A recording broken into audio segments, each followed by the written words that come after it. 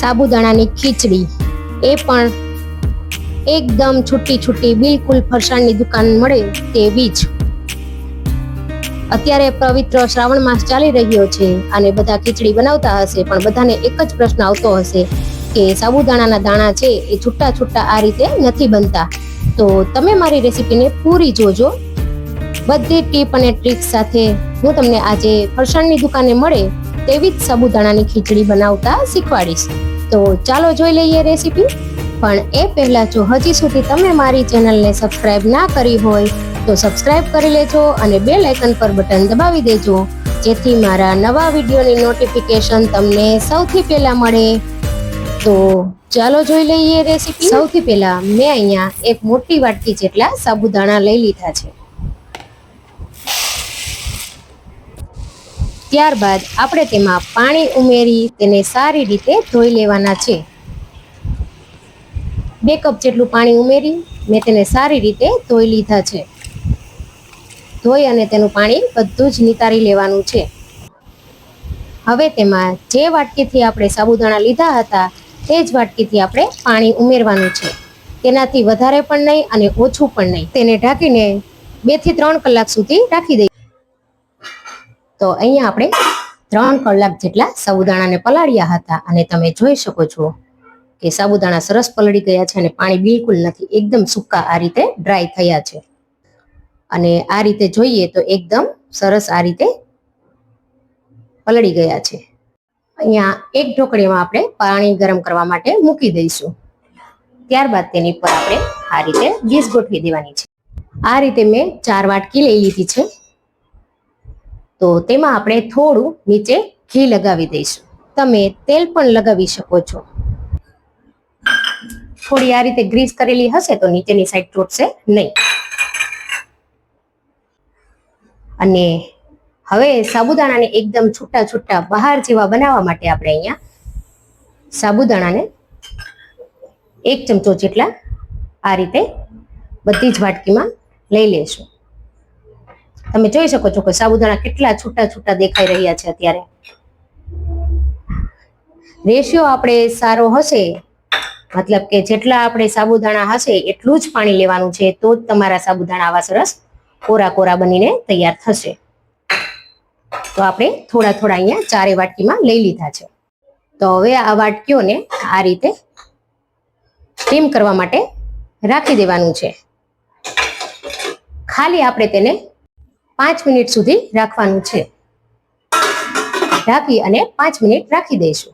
તો અહીંયા 5 મિનિટ પછી આપણે ખોલીને જોઈ લઈએ તો તમે જોઈ શકો છો કે સાબુદાણા ખૂબ જ સરસ એવા ચડીને એકદમ પાણી કલરના થઈ ગયા છે. તો આપણે તેને એક એક વાટકી આ રીતે કાઢી અને બાઉલમાં ઉમેરતા જઈશું.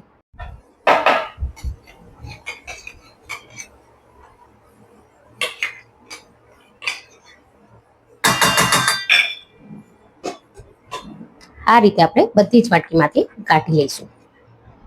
થોડું ઠંડુ પડશે ફ્રેન્ડ્સ, એટલે સરસ એકદમ છૂટા થઈ જશે. આ વાટકીમાં પાછા સાબુદાણા થોડા થોડા ઉમેરી દઈશું અને પાછા તેને સ્ટીમ કરવા માટે મૂકી દઈશું. હવે આપણે એ જ રીતે બીજી વાટકી પણ અહીંયા તૈયાર થઈ ગઈ છે, તો તેના પણ સાબુદાણા આપણે કાઢી લઈશું. મેં આ પહેલા 2 બેચ બનાવ્યા તે સાબુદાણાને 5 મિનિટ સુધી થવા દીધા છે. છેલ્લા એક બેચ આપણે 2 થી 3 મિનિટ સુધી થવા દઈશું અને તમને ફરક દેખાશે કે બિલકુલ તે બહાર જેવા જ બનશે. પણ થોડા વધારે ચડવા દેશું તો થોડું ભેગું રહેશે, છૂટું નહીં રહે. તો હવે તેમાં આપણે બાફેલા બટેકા 2 થી 3 નંગ છે તે ઉમેરી દઈશું.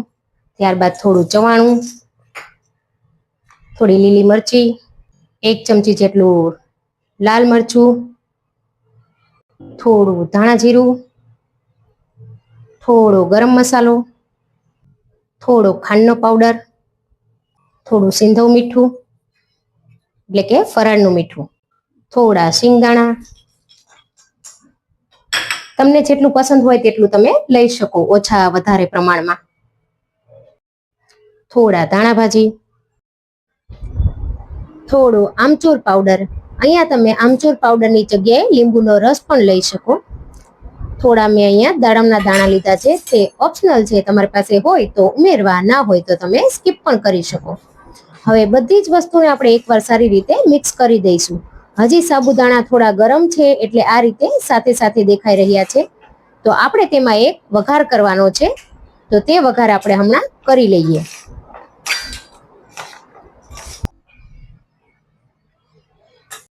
તો બીજી બાજુ મેં અહીંયા 2 ચમચી જેટલું તેલ ગરમ કરી તેમાં 1 ચમચી જીરું અને થોડા લીમડાના પાન ઉમેરી અને આ વઘાર આપણે ખીચડીમાં રેડી દઈશું.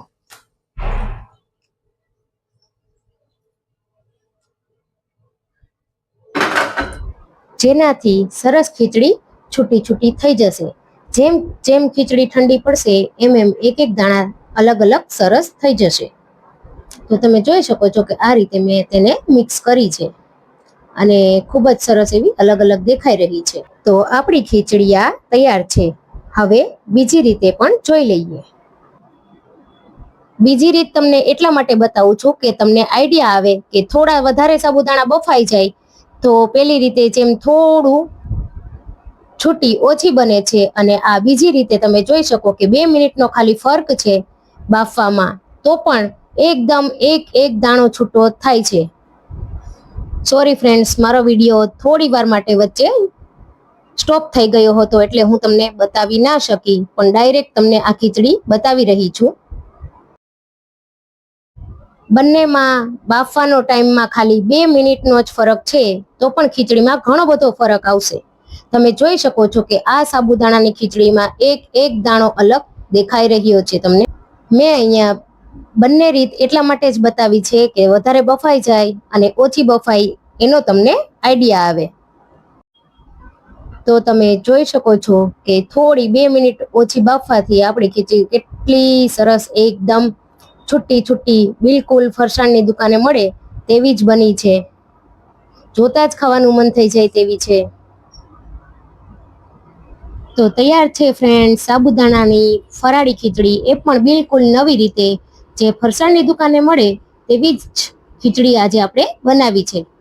તો તમને મારી રેસીપી કેવી લાગી તે કમેન્ટ કરીને ચોક્કસથી જણાવજો, અને તમે પણ ઘરે ચોક્કસથી ટ્રાય કરજો મારી આ રેસીપી. બિલકુલ આવી જ રીતે છૂટા છૂટા દાણાવાળી જ બનશે. તો ફરી મળીએ નવી રેસીપી સાથે. Happy cooking, happy eating.